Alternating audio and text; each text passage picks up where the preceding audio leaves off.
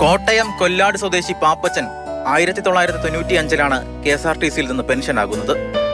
1 വർഷമായി കിടപ്പ് രോഗിയാണ്. മരുന്നിന് മാത്രം മാസം 5000-ലധികം രൂപ വേണം. KSRTC പെൻഷനായിരുന്നു ജീവിതത്തിലെ ഏക വരുമാന മാർഗം. എന്നാൽ 3 മാസമായി പെൻഷൻ കിട്ടിയിട്ടില്ല.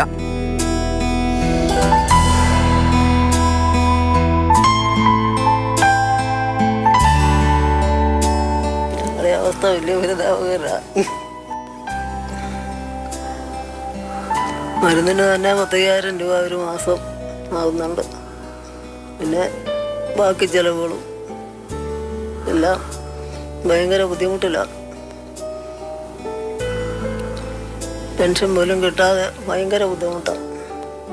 പരാതി ഇങ്ങനെ ഈ പാർട്ടിക്കാരൊക്കെ വന്ന് എഴുതിക്കൊണ്ട് പോകുന്നുണ്ട്. നടപടിയൊന്നുമില്ല.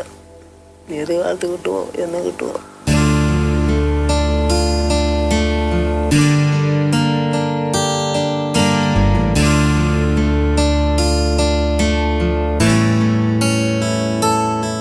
ഭാര്യ മറിയാമ്മയും ഈ മരുന്നുകളുമാണ് പാപ്പച്ചന്റെ നിലവിലെ കൂട്ട്. മക്കളിൽ ഒരാൾ സ്ട്രോക്ക് ബാധിച്ച് 2 വർഷമായി വീട്ടിലാണ്. മറ്റ് 2 മക്കളുടെ ചെറിയ ശമ്പളത്തിന്റെ പുറത്താണ് കുടുംബം മുന്നോട്ട് പോകുന്നത്.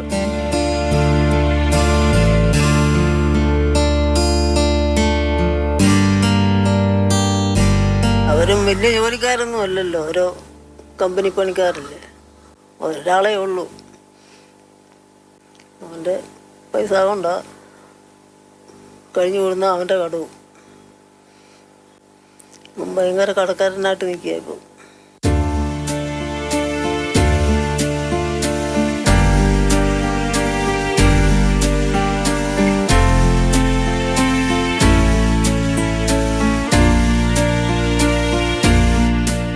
തന്റെ നല്ല കാലം മുഴുവൻ KSRTC ബസിന്റെ വളയം പിടിച്ച കൈയാണിത്. ചോദിക്കുന്നത് അധ്വാനത്തിന്റെ പ്രതിഫലമാണ്. പ്രായാധിക്യത്തിൽ വീണു പോകുമ്പോൾ മരുന്നിനും ഭക്ഷണത്തിനുമായി ആരുടെയും മുന്നിൽ തലകുനിക്കേണ്ടി വരില്ലല്ലോ എന്ന് സ്വപ്നം കണ്ടവരാണ്. അവരെ തളർത്തരുത്. കോട്ടയത്ത് നിന്ന് ഷിനോജ്, മാതൃഭൂമി ന്യൂസ്.